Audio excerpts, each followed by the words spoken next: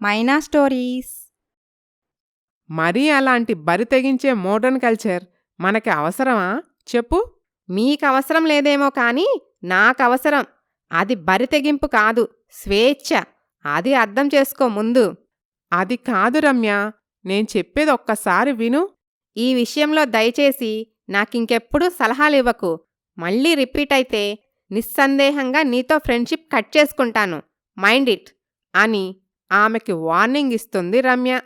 ఒకరోజు సౌమ్య ఆమె చెల్లిని కలవటానికి కాలేజ్కి వెళ్తుంది. అక్కడ ఆమెకు రమ్య స్నేహితురాలు కనిపిస్తుంది. హాయ్ సునైనా. హాయ్ అక్కా. మా చెల్లెలెక్కడా? తను కాలేజ్కి రాలేదక్కా. ఎందుకు? ఎందుకంటే తను కాలేజ్ మానేసిందక్కా. వాట్? కాలేజ్ మానేయటమేంటి? నాకొక్క మాట కూడా చెప్పలేదు తను. సరే, తనెక్కడుంటుందో అడ్రస్ ఇవ్వు. అది అడ్రస్సా అంటూ తడబడుతూ ఉంటుంది. నాకు అడ్రస్ ఇస్తే తనేమైనా నిన్ను తిడుతుందేమో అనే కదా నీ భయం. నువ్విచ్చినట్టు తనకి తెలియనివ్వన్లే. నా భయం అది కాదక్కా. అక్కడికి వెళ్ళాక నిజం తెలిసి నువ్వు బాధపడతావేమో అని ఆలోచిస్తున్నాను. బాధ? ఎందుకు? అంటే నిజం తెలిస్తే బాధే కదా మరి. ఏంటా నిజం?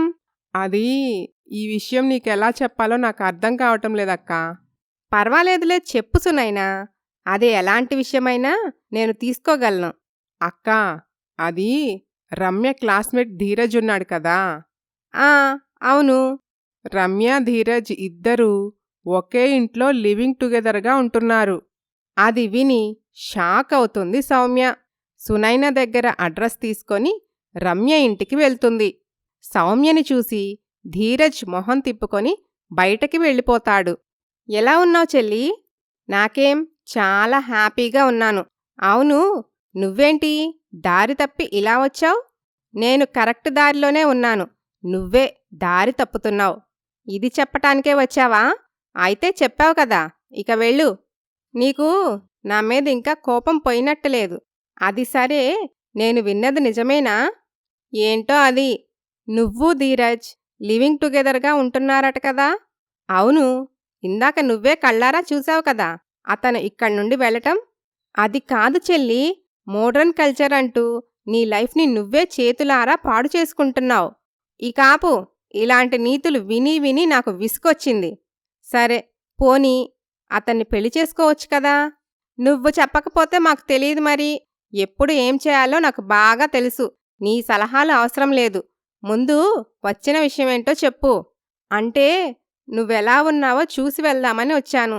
అదీకాక మొన్న సుందరం బాబాయ్ నాకో పెళ్లి సంబంధం తెచ్చాడు. దాని గురించి నీతో మాట్లాడదామని వచ్చాను. అలాగా? నీలాంటి పాతకాలపు అమ్మాయిని కూడా ఇష్టపడే అబ్బాయిలున్నారంటే ఆశ్చర్యంగా ఉంది. ఇంతకీ ఎవరా దురదృష్టవంతుడు? సౌమ్య అతని ఫోటో రమ్యకి చూపిస్తుంది. పెళ్ళికొడుకు ఫోటో చూసిన రమ్య పకపక నవ్వుతుంది. గంతకు తగ్గ బొంతలా నీకు సరిగ్గా సరిపోతాడు. నీలాగే పాతకాలపు మనిషిలా ఉన్నాడు. మొహంలో ఆ పల్లెటూరు వెర్రితనం స్పష్టంగా కనిపిస్తుంది. అందుకే నువ్వు నచ్చుంటావులే అని ఎగతాళి చేస్తుంది. సౌమ్యకి చాలా బాధ కలుగుతుంది. ఏదో ఒకట్లే చెల్లి, అయినా నాకిప్పుడే పెళ్లి చేసుకునే ఉద్దేశం లేదు. నువ్వు ముందు మన ఇంటికి వెళ్దాంరా. నీకు నచ్చినట్టే ఉండు, నేనేమీ అనను. ఆ పల్లెటూరులో ఏముంది రావటానికి? కల్చర్ తెలియని వెర్రి మొహాలతో ఉండటం నా వల్ల కాదు. నువ్వు బయలుదేరింకా, ఇంకెప్పుడు ఇక్కడికి రాకు అని అక్కని పంపించేస్తుంది.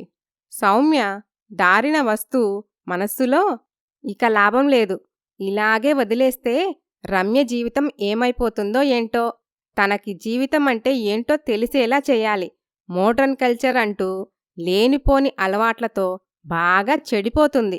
ప్రిన్సిపల్ గారు చెప్పినట్టు తనకి నెల నెలా డబ్బు అందకుండా చేయాలి అని అనుకుంటూ నేరుగా ఆ ఊరిలోని వడ్డీ వ్యాపారి ఇంటికి వెళ్తుంది. నమస్తే బాబాయ్ గారు. నమస్తే అమ్మా. చెప్పమ్మా, ఏంటి ఇలా వచ్చావు? మీ సాయం కోరొచ్చాను బాబాయ్ గారు. నా సహాయమా? అంత అవసరం నీకేముందమ్మా? మీరు ఆర్థికంగా స్థితిమంతులే కదా. పైగా నెల నెలా మీకు ఖర్చులకి డబ్బు కూడా అందుతుంది కదా. నేను డబ్బు అడగటానికి రాలేదు బాబాయ్. మరేంటో చెప్పమ్మా. అప్పుడు సౌమ్య రమ్య గురించి చెప్తుంది. ఇది విషయం బాబాయ్. రమ్యని మార్చాలంటే తనకి డబ్బు అందకూడదు. నేను ఇవ్వను అంటే గొడవ చేస్తుంది. నాపై ఇంకా ఇంకా ద్వేషం పెంచుకుంటుంది. అందుకని మా ఆస్తి మొత్తం మీ దగ్గర తాకట్టులో ఉందని అబద్ధం చెప్పండి. ఈ సాయం చేయండి బాబాయ్. అర్థమైందమ్మా. మీ నాన్నగారు నాకు బాకీ ఉన్నట్టు కాగితాలు పుట్టించి ఇప్పుడు ఆస్తి మొత్తం స్వాధీనపరుచుకున్నట్టు నాటకమాడాలి. అంతే కదా? అవును బాబాయ్. సరే, అలాగే చేద్దాం. అప్పట్లో మీ నాన్నగారు నాకు చాలా సహాయం చేశారు. మీకోసం నేను ఈ మాత్రం చేయలేనా? థ్యాంక్స్ బాబాయ్ గారు అని సౌమ్య వెళ్ళిపోతుంది. ఓ రోజు రమ్య ధీరజ్తో, ధీరజ్, మనం కొన్నాళ్లుగా కలిసుంటున్నాం. అయినా కూడా మన మధ్య ఎటువంటి ఎమోషనల్ డిస్టర్బెన్స్ రాలేదు. కాబట్టి ఇక మనం పెళ్లి చేసుకుందామా? అలాగే డియర్, నీ అభిప్రాయం కోసమే వెయిట్ చేస్తున్నాను. కాకపోతే ఒక చిన్న రిక్వెస్ట్. చెప్పు ధీరజ్, నీ మాట కాదంటానా? పెళ్లి గ్రాండ్గా వద్దు. జస్ట్ సింపుల్గా ఏదైనా గుళ్ళో పెళ్లి చేసుకుందాం. ఎందుకు ధీరజ్? పెళ్ళనేది లైఫ్లో ఒక్కసారే కదా చేసుకుంటాం. సింపుల్గా చేసుకుంటే ఎలా చెప్పు? మనకంటూ మెమరీస్ ఉండాలి కదా.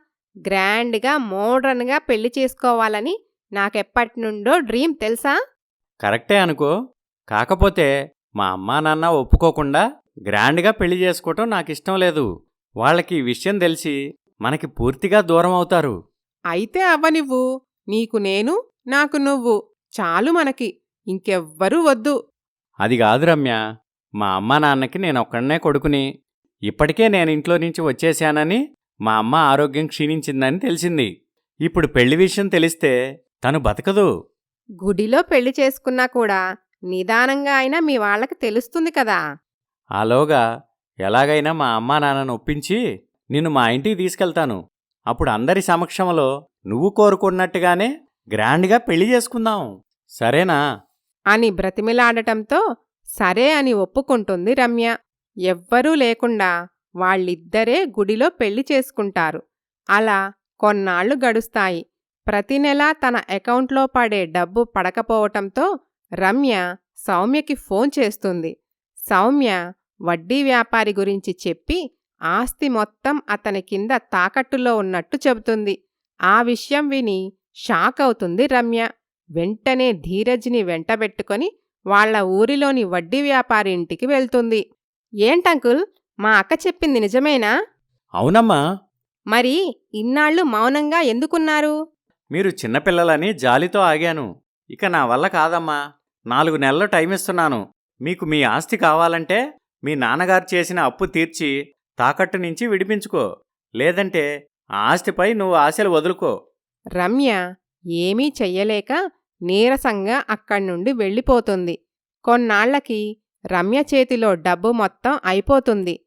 మోడ్రన్గా ఉండటం మాట అటుంచితే ఇల్లు గడవటమే కష్టమవుతుంది. ఓ రోజు ధీరజ్ రమ్యతో, రమ్య, నేను మా ఇంటికి వెళ్తున్నాను. మా అమ్మా నాన్నను ఒప్పించి నిన్ను తీసుకువెళ్తాను అని చెప్పి వెళ్ళిపోతాడు. కాని మళ్ళీ తిరిగి రాడు. రమ్య చాలాసార్లు ఫోన్ చేస్తుంది. కాని ఏ ప్రయోజనం ఉండదు. రమ్యకి విషయం అర్థమవుతుంది.